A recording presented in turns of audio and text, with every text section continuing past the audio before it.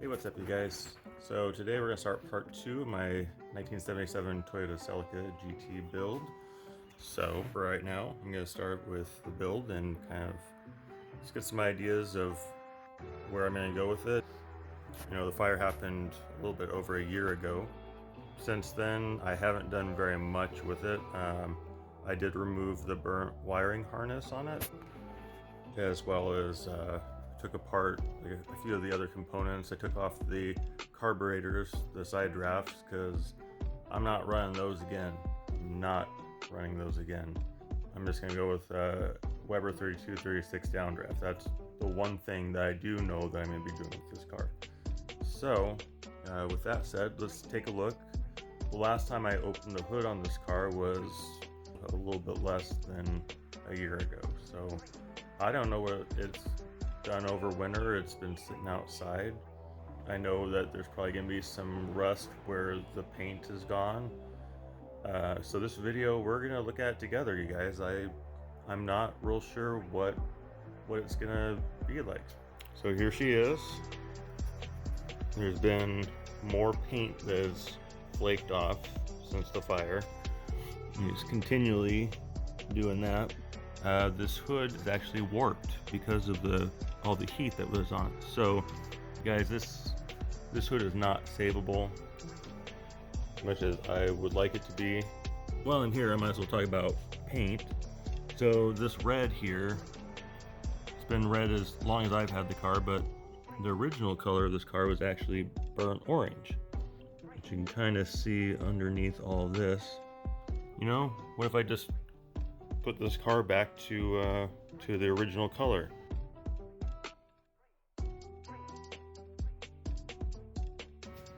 So what do you think? What do you guys think of that? Give me a comment. What's all this gray stuff here? Now, I would have thought that with the fire it would have gone down to bare metal, but it didn't. Guys, when I was putting out the fire, I could literally see the paint bubbling through here. I mean, it was pretty wild. Some kind of a primer? I'm not sure, but it's kind of impressive. So, okay, so here we go. Here's the unveiling of the motor. Now, as I said before, guys, I have not seen this motor in almost a year, so we'll kind of see if it's deteriorated anymore since I started. So let's give it a little look here. I'm kind of hoping that this thing even opens, because I don't know how good the latch is going to be. Got the fuse box here.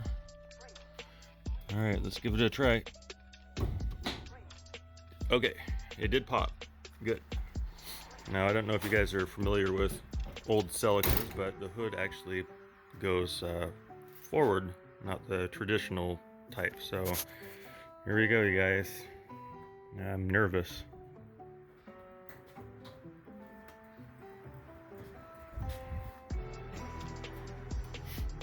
It actually looks basically the same as how I left it. I don't really see that much difference in it. Yet I need a lot of wiring stuff going on here. Some of the stuff I haven't gotten rid of yet.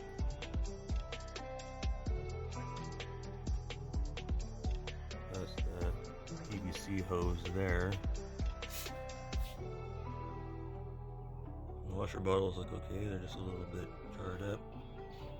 A lot of this I actually did clean up. It was covered in soot, but I went through and scrubbed it down a little bit. Like, this whole engine bay was black, which I'll show you a picture of here to compare.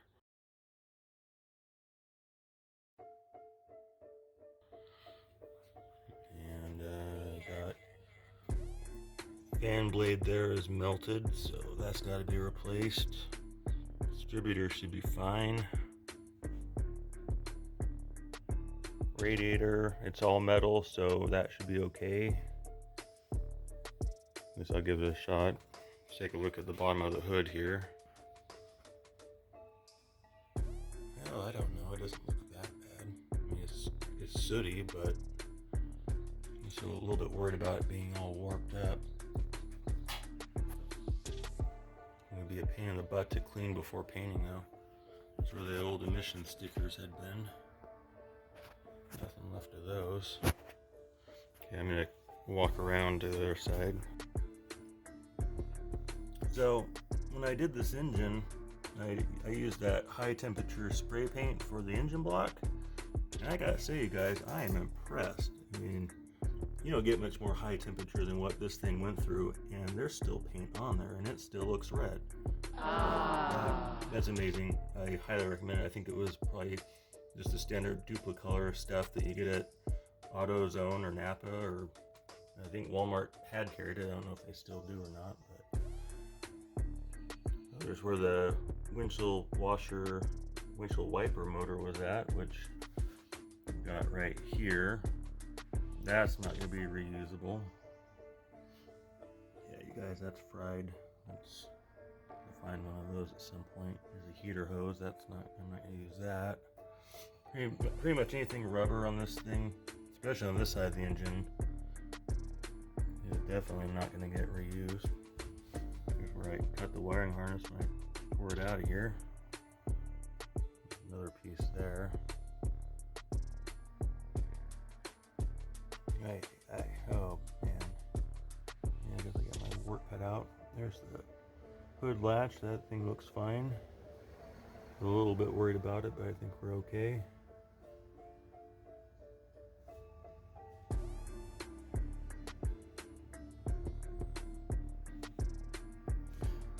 So this is basically it for the engine bay.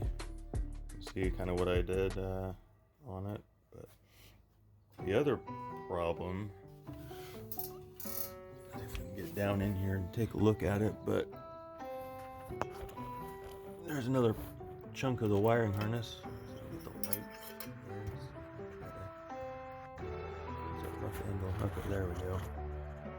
You see it actually caught the wiring harness here on fire too. I don't have a liner, but pretty much all the wiring harness from probably from the interior clear up here. I think it's all one chunk, so I think I'm probably just gonna have to replace the entire wiring harness on it. The engine, I'm sure the engine's fine, you guys. I don't see any reason why it wouldn't be. Just put on a new carburetor. I've already got that. There's going to get an intake for it. This is a hybrid engine, not like an electric hybrid, of course, but this is has a 22R block and a 20R head on it, so gives you a little bit of free power. Now what's all this right here? Guys, I bet you if I took a wrench to this, I bet you it would turn. I have no doubt that this thing would turn. Maybe we'll give that a try. Hang on. Alright, you guys, I got a wrench here. I'm going to see if this thing turns. I have no doubt that it will. We're going to give it a shot here. Let's see, I got the angle there. 19 millimeter. See if it turns. Oh, slipped off.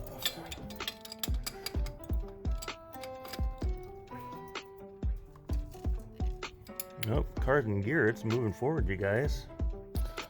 Didn't think about that. Oh well. Okay, and then breather right there. I think I might reuse that one. I think that one's fine.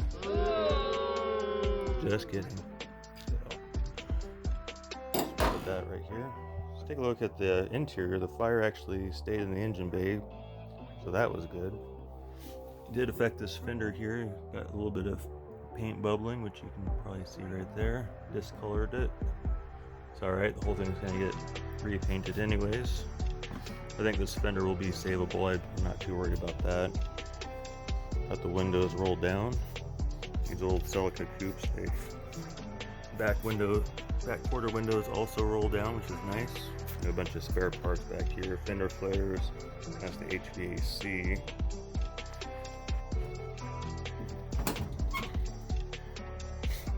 Here's a bunch of extra parts that were donated by Jet Smooth. Thank you very much. Appreciate it. That'll help out quite a bit towards getting the build back on.